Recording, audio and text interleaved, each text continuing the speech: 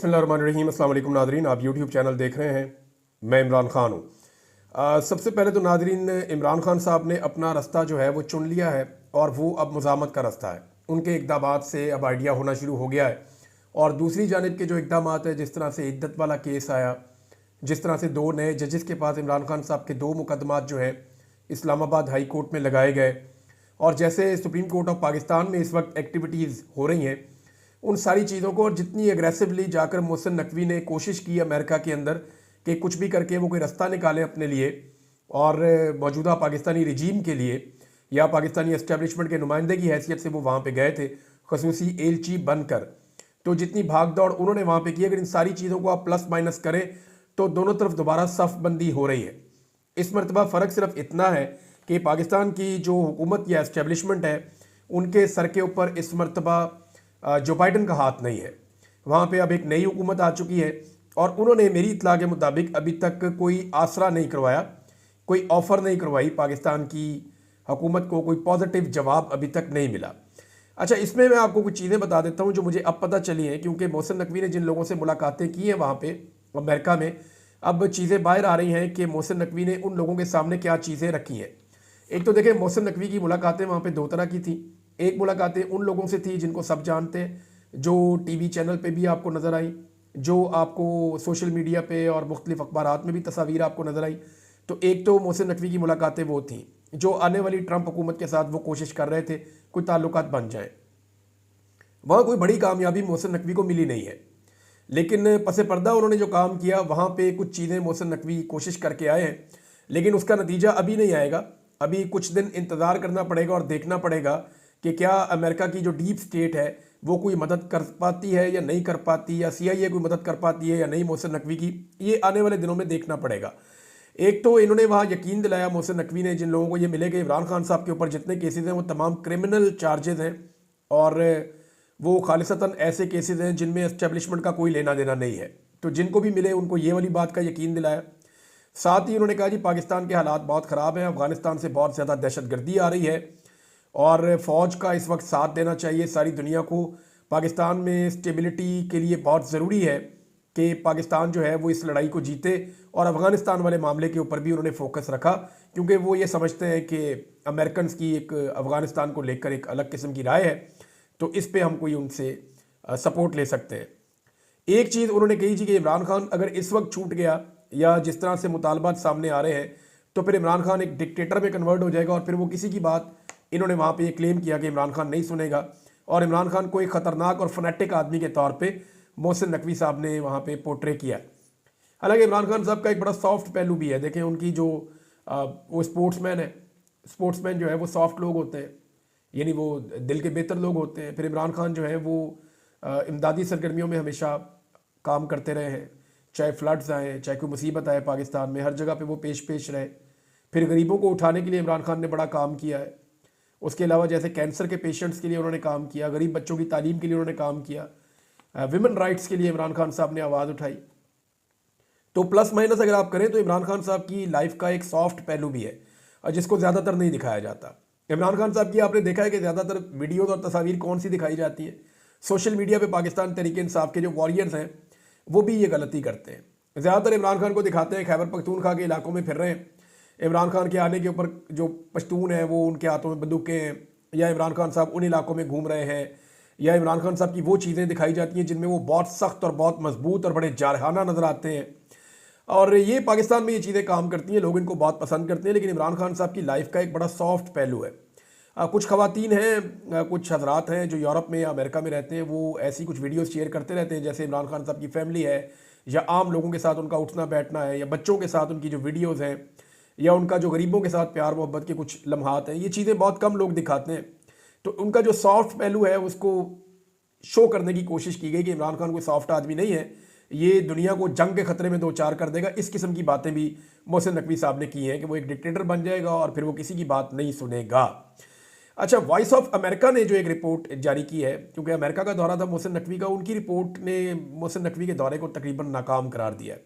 Overall जो है वो तमाम लोग, चाहे उनका ताल्लुक किसी भी सियासी जमात से, नून लीग ने डिसोन कर दिया, पाकिस्तान पीपल्स पार्टी भी इसको कामयाबी नहीं कह रही, जबकि PTI पहले ही कह रही है कि ये बड़ा नाकाम दौरा है, और अमेरिका के अंदर से जो ओवरसीज़ पाकिस्तानी हैं उनसे पूछे तो वो भी कह रहे हैं नाकाम दौरा है।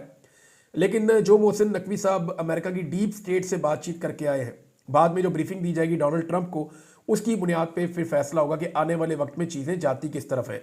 लेकिन मोहसिन नकवी को एग्जैक्टली अब वापस आते हुए इस बात का पता है कि पाकिस्तान की एस्टेब्लिशमेंट के साथ कितना वक्त बाकी है। यानी अगर इमरान खान साहब के मामले को रिजॉल्व करना है तो एस्टेब्लिशमेंट के पास इन सारे मामलात में कितना वक्त बाकी है। अब इस वक्त जो है वो जो सिनेरियो बना हुआ है उसमें तो ऐसा लगता है कि इमरान खान की बात मानने के अलावा इस निज़ाम के पास कोई चारा नहीं बचेगा। चाहे वो बात आज मान ले, चाहे 2 महीने बाद मान ले, चाहे 4 महीने बाद मान ले, ये बात इतनी लंबी जाएगी नहीं, वैसे मुझे ऐसा लगता है। लेकिन इमरान खान साहब की बात मानने के अलावा अब चारा कोई नहीं है। वजह यह है कि उनके मुतालबात इमरान खान साहब के बड़े सख्त हैं। हो सकता है आने वाले दिनों में कुछ रास्ता और निकल आए। और दूसरी जानिब से जो इमरान खान साहब के सामने मुतालबात रखे गए हैं कि डील कर लें, अपने आप को जो है वो डाउन कर लें और जो सियासत है उसको तर्क कर दें कुछ अरसे के लिए, और जो एक्टिविटीज़ हैं उनको रोक दें, बिल्कुल घर में बंद हो जाएं, तो ये काम तो इमरान खान साहब अब ये 70+ के वो है, तो इस वक्त वो ये काम तो करने वाले नहीं है। अब जेल में जो वो वर्जिश करते रहते हैं वो इसलिए कर रहे हैं, उन्हें पता है बाहर निकल के उन्होंने काफ़ी काम करना है इमरान खान साहब ने, और वो उस काम के लिए अपने आप को ज़हनी तौर पे तैयार भी कर रहे हैं। जब भी वो बाहर निकलेंगे इमरान खान साहब घर नहीं बैठेंगे, इस बात का सब जानते हैं इसको। और अगर इमरान खान साहब ने हाउस अरेस्ट होने का फैसला किया तो इससे अभी तो ये तासुर है कि शायद उनकी मकबूलियत में कमी हो जाए या उनका जो मौक़िफ़ है वो ढीला पड़ जाए। लेकिन इमरान खान जितना बड़ा ब्रांड बन गया ना पाकिस्तान में, पॉलिटिकल ब्रांड, कोई और उनका मुकाबला कर नहीं सकता। मेरे ख्याल में कोई भी इमरान खान साहब का फैसला अब उन्हें नुकसान नहीं पहुंचाएगा जब तक कि वो हुकूमत में नहीं आ जाएंगे। अवाम उनको एक मरतबा ज़रूर हुकूमत के अंदर लेकर आएगी, क्योंकि अवाम ने ऐसा लगता है कि इस बात की अब ज़िद पकड़ ली है। इसमें बैरिस्टर गौहर साहब ने एक स्टेटमेंट दिया है, ये बड़ा इंपॉर्टेंट स्टेटमेंट है। नॉर्मली इतना सख्त स्टेटमेंट उनकी जानिब से नहीं आता, लेकिन बड़ा क्लियरली बैरिस्टर गौहर साहब ने एक बात कही है। और उन्होंने कहा कि यानी जब उनसे पूछा जाता है बार बार कि जी मुज़ाकरात की बहाली के लिए आप क्या करेंगे और कैसे करेंगे, बहाली होनी चाहिए, तो उन्होंने बैरिस्टर गौहर ने कहा पहले जुडिशल कमीशन बनाएं फिर इमरान खान से बात करेंगे। यानी उन्होंने इमरान खान से बात करने से भी इनकार कर दिया। इमरान खान को हम जाके क्या बताएं कि जुडिशल कमीशन नहीं बना और हम बैठना चाहते हैं हुकूमत के साथ 28 तारीख को। तो एक तो जो मुज़ाकरात सबूताज हुए हैं इसके अंदर मौजूदा हुकूमत का अपना बड़ा किरदार है। एक कि इमरान खान साहब के ख़िलाफ़ जो है वो एक और फैसला दिलवाया गया जेल के अंदर, और दूसरा इमरान खान साहब का जो इद्दत वाला केस है वो 6 महीने के बाद डेलिबरेटली एक नए जज को अपॉइंट करके, जिसका बनता भी नहीं था कोई वो इस केस को सुने, उसकी वजह एक और है। माजी में यही जज इसी केस को जब ये लोअर कोर्ट में थे वहाँ पे सुन चुके हैं।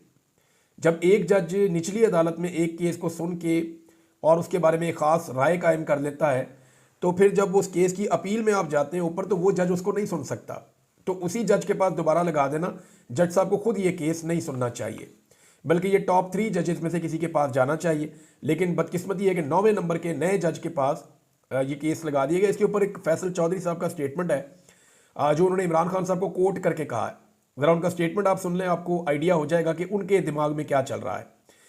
फैसल चौधरी साहब कहते हैं कि जो भी इन फस्ताई कुव्वतों का आलाकार है, अगर वो इद्दत जैसा घटिया केस एक कच्चे जज के पास लगवा कर ये समझता है कि इमरान खान इस किस्म की फजूल हरकतों से दबाव में आ जाएंगे, तो वो मुशीर, वो जज और वो अदालत समझ ले कि वो कल भी खड़ा था, वो आज भी गैर मुतज़लज़ल है और वो कल भी नहीं झुकेगा।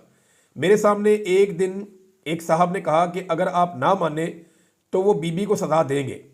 तो इमरान खान ने कहा कि देनी है तो 100 बार दे दें, ना बुशरा बीबी ना मैं कभी आमराना कुव्वतों के सामने झुकेंगे, और ये बात मेरे सामने दोबारा कभी मत करना। इमरान खान साहब ने बड़ी सख्ती के साथ ये बात की थी कि मुझे जो ब्लैकमेल करने की जो कोशिश की जाती है वो ये बात मेरे सामने दोबारा तुम करना ही ना। ये फैसल चौधरी साहब का स्टेटमेंट है। पाकिस्तान तहरीक इंसाफ ने मुज़ाकरात ख़त्म कर दिए हैं और इमरान खान साहब ने अपनी टीम में तब्दीलियाँ शुरू कर दी हैं।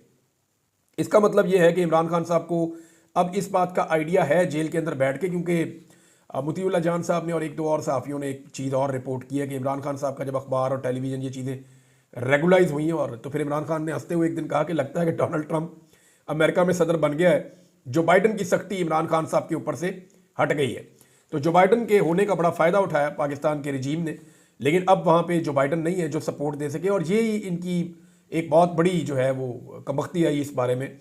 अगर जो बाइडन कहीं कंटिन्यू कर जाता या कमला हैरिस आ जाती, तो उनसे जब पूछा गया कमला से कि आप बताएं कि इमरान खान के बारे में, पाकिस्तान के बारे में क्या पॉलिसी है, तो वो खुलकर बात भी नहीं करती थी। तो डोनाल्ड ट्रंप ने बड़ा खुल के ना सिर्फ बात की बल्कि उनके लोगों ने भी बड़ी खुलकर बात की है इमरान खान साहब के हवाले से। अब आने वाले दिनों में जो उनकी इसके ऊपर एक अप्रोच है वो क्या होती है ये पता चल जाएगा। लेकिन मुझे ओवरसीज़ पाकिस्तानी जिनसे मैंने बात की थी, मैंने उनसे दोबारा बात की और मैंने कहा जी मुझे आप क्लियर करें जो आपने स्टेटमेंट दिया था। तो उन्होंने कहा जी कि हम 2 लोग गवाह हैं। डोनाल्ड ट्रंप के बेटे ने ये बात कही है कि हमने पाकिस्तान में इंसानी हकूक़ की खिलाफ वर्जियों के हवाले से और जो जुल्म और बर्बरियत हो रही है पाकिस्तान तहरीक इंसाफ एक पार्टी को दबाने के लिए, और जो इलेक्शन में जो कुछ भी हुआ है, इस हवाले से हमने एक बड़ा स्ट्रॉन्ग मैसेज कन्वे किया है। उसके बाद जो है वो ट्रंप की हलफबरदारी में पहुंचने की और सब कुछ करने की कोशिश की मोहसिन नकवी साहब ने, लेकिन फिलहाल उसका कोई फ़ायदा हुआ नहीं। तहरीक इंसाफ ने नाज़रीन एक और एक्टिविटी शुरू कर दी है, लेकिन उससे पहले मैं आपको बताता हूँ कि नवाज शरीफ साहब से उनकी अपनी पार्टी अब खाइफ हो गई है।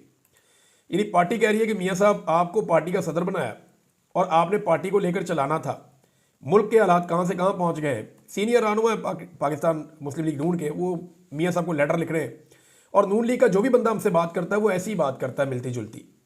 बल्कि नून लीग के कई लोग राब्ते करके कहते हैं कि यार थोड़ा सा मियाँ साहब नू जरा आप अपने प्रोग्राम में या बाकी जगहों पे आप लोग कहें कि जी मियाँ साहब किधर गायब है, मियाँ साहब को मंजर आम पे आना चाहिए। ये तो इमरान खान के लिए उन्होंने पूरा मैदान खुला छोड़ा हुआ है, ये PMLN के लोग ये समझते हैं।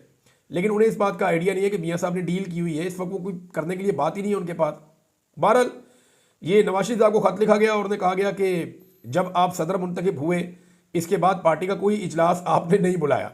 मेरी तजवीज़ है कि मुल्क की सियासी सूरत हाल, महंगाई, बेरोज़गारी और दहशतगर्दी के हवाले से पार्टी में मुशावरत की ज़रूरत है, जबकि हम मुल्क को इदारों के ज़रिए चलाना चाहते हैं।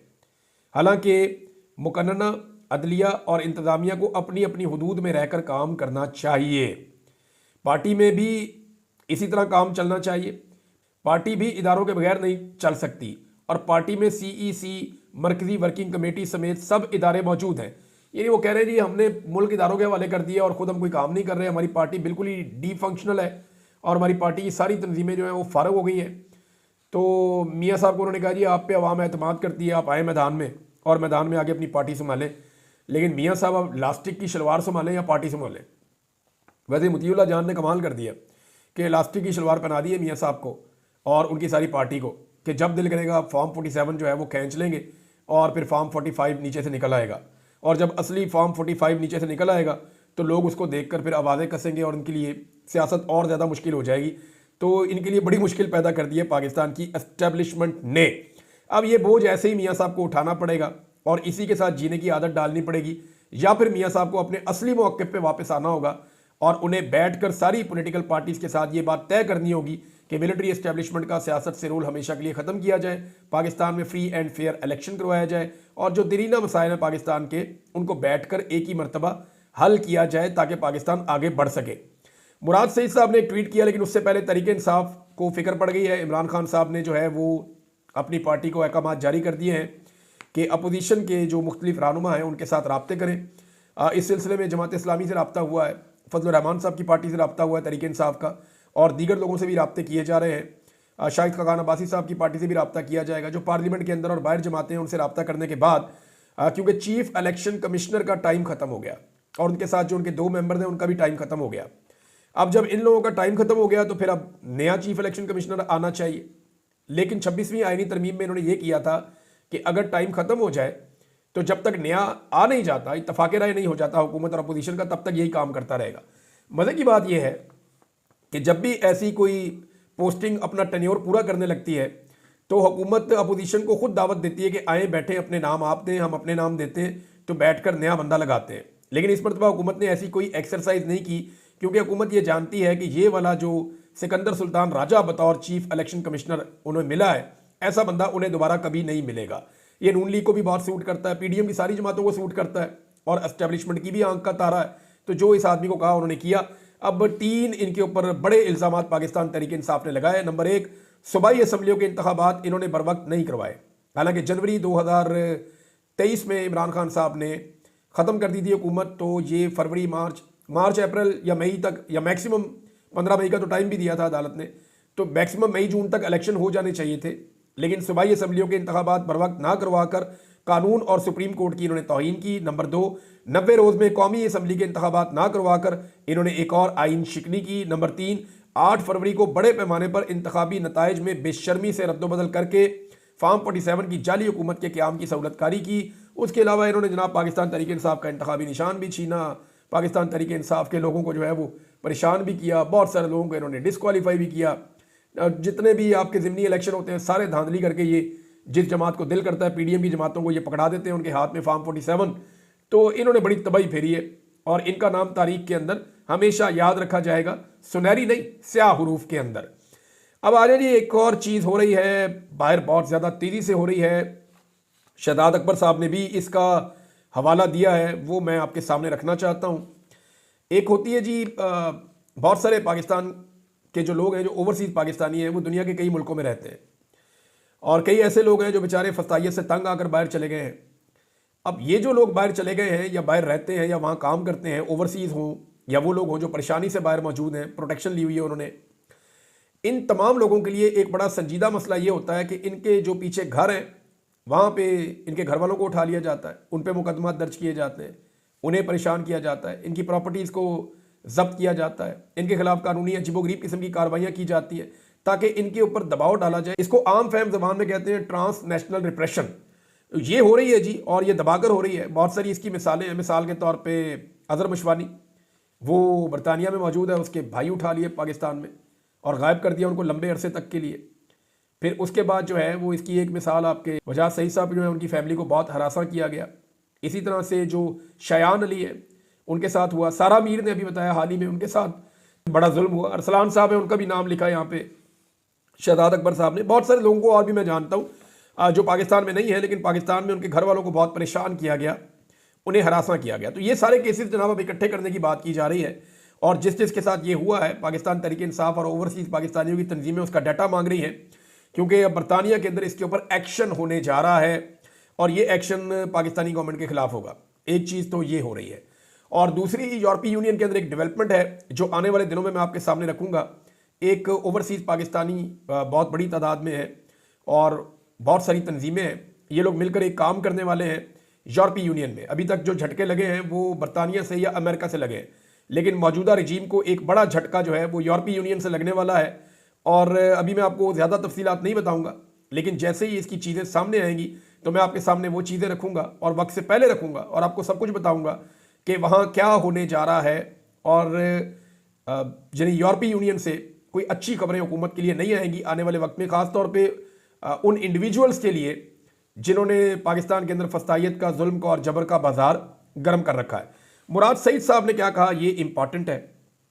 देखिए, मुराद सईद से मेरी बात हुई थी सन 2022 में ख़ास इशू के ऊपर और बड़ी डिटेल बात हुई थी। मैं वॉक कर रहा था, साथ साथ बात कर रहा था, मुझे आज भी याद है और वो बड़ी इंपॉर्टेंट बातचीत थी। मुराद सईद ने मुझे पूरा मामला समझाया था कि खैबर पख्तूनख्वा में बाई डिज़ाइन दहशतगर्दी वापस आ रही है और उनका ये शिकवा था कि कुछ ऐसे लोगों को खैबर पख्तूनख्वा में खसूसन मालाकंड के इलाकों में पहुंचाया जा रहा है जो लोग यहाँ से चले गए थे। अभी ये कहा जाता है ना कि दहशतगर्दों को इमरान खान वापस लाया। इमरान खान के दौर में कोई दहशतगर्द वापस नहीं आया, पॉलिसी बनी नहीं थी। ये जो दहशतगर्द वापस आए थे ये आए थे शहबाज शरीफ के दौर में जब पीडीएम की सरकार आ गई थी। तो इसके खिलाफ मुराद सईद ने आवाज़ उठाई थी और बड़े बड़े एहतजाज करवाए थे। अब मुराद सईद ने दोबारा वार्न किया है कि फिर से वही सिलसिला शुरू होने लगा है और ये अमेरिका को इसके साथ उन्होंने जोड़ा है। मैं लुबे लुबाब उनकी ट्वीट का आपको बता देता हूँ। वो ये कहना चाह रहे हैं कि अमेरिका को खुश करने के लिए पाकिस्तान को एक और जंग के अंदर धकेला जा रहा है और इसमें पाकिस्तानियों का खून जो है वो ज़ाया होगा। वो ये कहते हैं इसमें सिक्योरिटी फोर्सेस जो है उनके जवान भी शहीद होंगे और आम पाकिस्तानी भी शहीद होंगे, तो ये पॉलिसी ठीक नहीं है। फिर उन्होंने ये कहा कि इससे पहले मैंने खुद आवाज़ उठी थी आप सबके साथ निकल कर, लेकिन अब जिन लोगों ने मेरे साथ मिलकर आवाज़ उठाई थी उनको धमकाया जा रहा है और उनको नताइज की धमकियाँ दी जा रही हैं। तो आप सब उनके बाजू बने। और एक दफ़ा फिर उन्होंने खैबर पख्तूनख्वा के अवाम से अपील की मुराद सईद ने कि लॉ एंड ऑर्डर का मसला बहुत संजीदा कर दिया गया है, पुलिस ने कई जगहों पे हाथ खड़े कर दिए हैं और ये सब कुछ इसलिए हो रहा है कि बॉर्डर के ऊपर आज़ादाना आमदरफ्त हो रही है दहशतगर्दों की, ये मुराद सईद ने कहा। और उन्होंने दोबारा से अपील की है खैबर पख्तूनख्वा के लोगों से कि वो भरपूर तरीके से आवाज़ उठाएं और एहतजाज करें और रियासती पॉलिसी को तब्दील करने के लिए ज़ोर डालें। ये बात जनाब मुराद सईद साहब ने की है। पंजाब में नाज़रीन एक ऑपरेशन हो रहा है तजावज़ात के ख़िलाफ़। ये बुरी चीज़ नहीं है, तजावज़ात नहीं होनी चाहिए, चीज़ों को कानून के दायरे के अंदर होना चाहिए। लेकिन देखें इस वक्त पाकिस्तान में लोगों के पास खाने के लिए नहीं है, और ज़्यादातर जो ऑपरेशन हो रहा है वहाँ से जो लोग वीडियो शेयर कर रहे हैं, गरीब की रेडी टूट रही है, गरीब आदमी का ठेला जो है वो तोड़ा जा रहा है, बड़े लोग जो ताकतवर लोग हैं उनको नुकसान नहीं हो रहा। ये दावा कर रहे हैं बहुत सारे लोग, या वीडियो जो मेरे पास आई हैं उनमें तो मैंने गरीबों को ही रोते हुए देखा है। तो ये ज़रूर करना चाहिए, लेकिन उससे पहले हुकूमत को एक पूरी मनसूबाबंदी बनानी चाहिए कि जिसकी रेडी तोड़ी जा रही है उसके पास कोई मुतबादल बंदोबस्त है, या जिसकी झुग्गी जो है वो तोड़ी जा रही है उसके पास रहने के लिए कोई मुतबादल जगह है। तो क्योंकि बहुत सारे लोगों ने मुझे कहा कि इसके ऊपर ज़रूर आवाज़ उठाएं, तो हुकूमत ये काम ज़रूर करे क्योंकि तजावज़ात ख़त्म होनी चाहिए, मैं इसके हक़ में हूँ। लेकिन साथ ही साथ एक मनसूबाबंदी के तहत करे कि अगर किसी गरीब आदमी का रोज़गार छिन जाता है तो उसके लिए मुतबादिल रोज़गार का बंदोबस्त करना भी रियासत की ज़िम्मेदारी है, और उन लोगों को वो रोज़गार फराहम किया जाए। सिर्फ डिज़ाइन ना बनाया जाए कि ये हमने एक बाज़ार बना दिया, अब 10 बाज़ार गिरा के जहाँ पे 5,000 या 10,000 लोग काम करते हैं तो उसकी जगह पे आप एक बाज़ार बना दें जहाँ पे सिर्फ 100-150 बंदा काम करता है, तो उससे वो लोगों की जिनका रोज़गार चला गया उनको कोई फ़र्क नहीं पड़ेगा। तो इसके ऊपर बाकायदा एक पॉलिसी बनाकर ये काम करना चाहिए। ज़्यादातर नुकसान कमज़ोर और गरीब तबके का हो रहा है जो अभी तक लोग क्लेम कर रहे हैं। अब तक के लिए इतना ही, अपना ख्याल रखिएगा, अपने इस चैनल का भी। अल्लाह हाफ़िज़।